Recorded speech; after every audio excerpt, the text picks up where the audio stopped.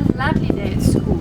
3 children were playing on the playground, waiting for their guardians to take them home. Hi, Mama! Good afternoon, my dear. How was your day?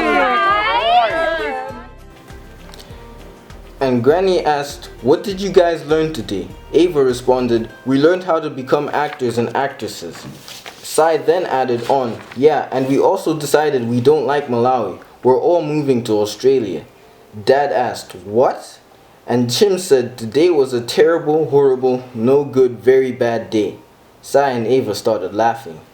Ava then said, "Yeah, our teacher loves teaching us how to complain." Ava's mom then asked, "What is this teacher of yours teaching you?" And then Sai's mom asked, "Acting, moving to Australia, terrible, horrible, no good, very bad day? What is this nonsense?" Granny then said, "We should go talk to Mrs. Santos and get to the bottom of this." Right away, the guardians rushed to Miss Santos's office. How could it be? Their kids going to school day after day to be taught such ridiculous lessons?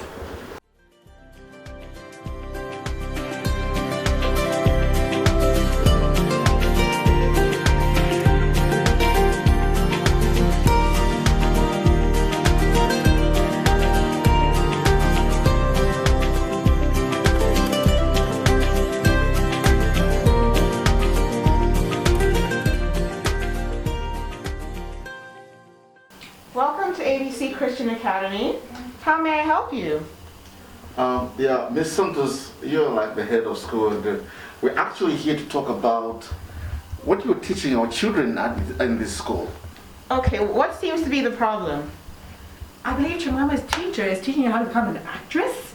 Shouldn't she be learning how to read? Yeah, I'm concerned because Sai came and said that his teacher is telling him that Malawi is not a nice place to live and he should move to Australia. This is not the lessons I expect my child to be learning at a Christian school. Please, Miss Santos, you must help us. I want Eva to be a good student in school, not coming home complaining that she had a terrible, horrible, no good, very bad day. All right, thank you very much for your concern, but I'm sure there's a very good explanation for all of this. So please come tomorrow and we'll visit the students in their classrooms. And just as directed, as the students settled in for class the next day, the guardian showed up to see what their child's teacher was really teaching them. Remember how hard we were working yesterday to analyze the story we read together in class? Who remembers what story we read? Me! Yes! Yesterday we read a story called Alexander's Terrible, Horrible, No Good, Very Bad Day! That is right! Yeah, that one! It is. And you all did so well identifying the beginning, middle, and end of the story and talking about the plot of the story. What else did we talk about? You taught us all about how stories sometimes teach a valuable lesson. In this story, the problem is that Alexander had a very bad day. Everything seemed to be going wrong, but the lesson was we all have bad days sometimes. We are not alone. Wow, great memory. There must be more that we learned yesterday. Who wants to add something else? Yes. Mrs. Cranford, you also taught us to identify the setting and the characters of Historia. In this book, Alexander is the main character, but there are other characters too, like his brother Anthony and his mother. Wow, I am so proud of you all. Yesterday I read you the story, but as I explained yesterday, today you guys get to be the actors and actresses.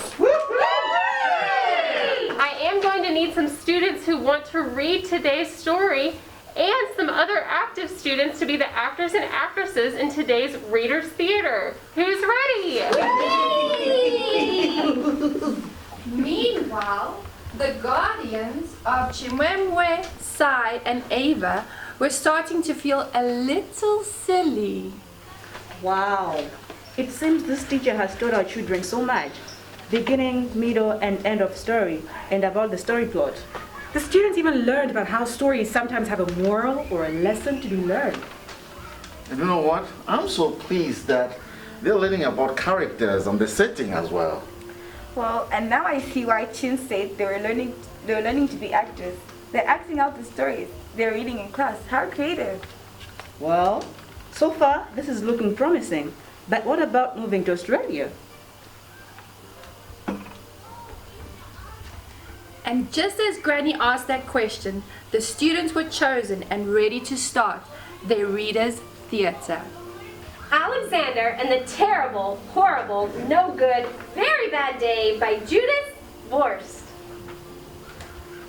I went to sleep with gum in my mouth, and now there's gum in my hair. And when I got out of bed this morning, I tripped on the skateboard, and by mistake, I dropped my sweater in the sink while the water was running, and I could tell it was going to be a terrible, horrible, no good, very bad day.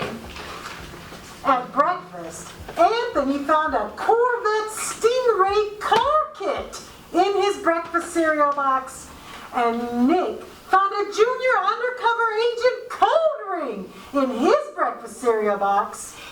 But in my breakfast cereal box, all I found was breakfast cereal. I think I'll move to Australia.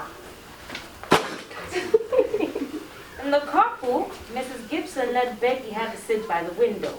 Audrey and Elliot got seats by the window too. I said I was being scrunched. I said I was being smushed. I said, if I don't get a seat by the window, I'm going to be car sick. No one even answered. I could tell it was going to be terrible, horrible, no good, very bad day.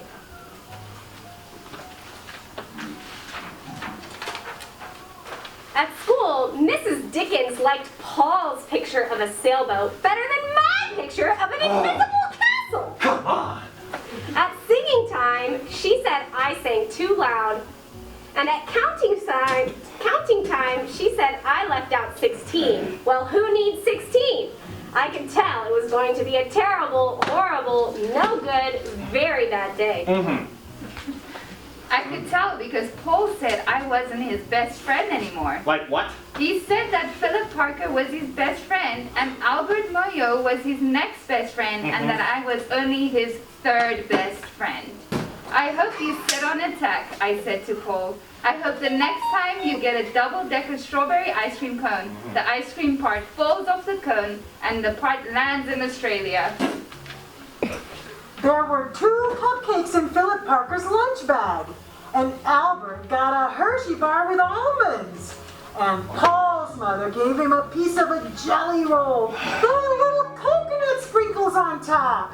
Great. Guess whose mother forgot to put in dessert? Come on, Mom. It was a terrible, horrible, no good, very bad day. That's what it was. Because after school, my mom took us all to the dentist and Dr. Fields found a cavity just in me. Ow. Come back next week, I'll fix it, said Dr. Fields. Next week, I am going to Australia.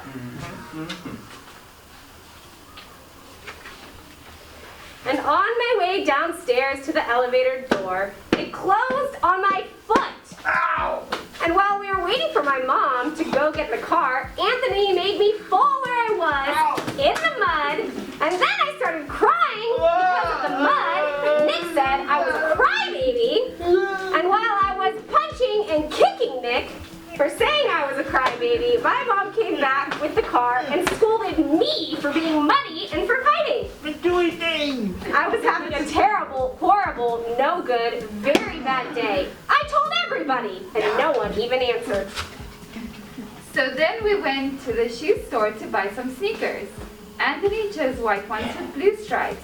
Nick chose red ones with white stripes. I chose blue ones with red stripes. But then the shoe man said, we're all sold out. What? They made me buy plain old white ones, but they can't make me wear them. There were lima beans for dinner. I hate lima beans. There was kissing on TV. Ew. I hate kissing. My bath was too hot. I got soap in my eyes. And my marble went down the drain.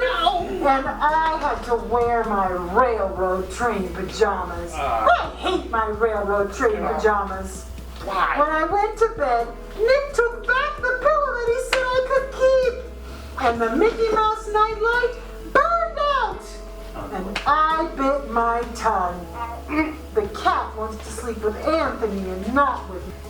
When we picked up my dad at his office, he said I couldn't play with his copying machine, but I forgot. He also said to watch out for the books on his desk, and I was careful as could be except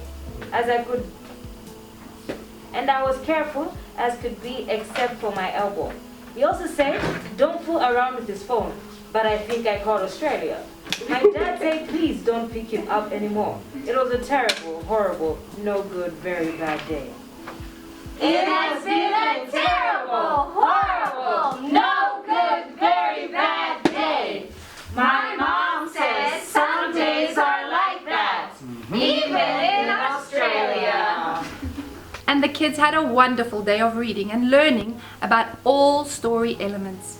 The guardians were also happy because they realized that being actors and actresses was just a creative way to make their reading lessons fun. They saw that the teacher wasn't telling them that Malawi was terrible. They were just talking about how, from Alexander's perspective, Australia seemed the answer to all his problems. The children were just talking about the stories they had been reading in class. The parents saw that their children were learning so much in school and becoming wonderful readers. I think that this story is actually quite wonderful. It has taught me that everyone has hard days, even people in Australia. We are all going to go through hard times, but everyone has their days. Tomorrow will be better. Mrs. Cranford, I have an idea. Reading this story was so fun. Maybe we can have a whole day dedicated to reading. Yeah, that sounds like so much fun. And maybe we can dress up like our favorite book characters too. Wow, you know guys, that sounds like such a wonderful idea. I will talk to Mrs. Santos and see if we can start our very own reading day. Yay!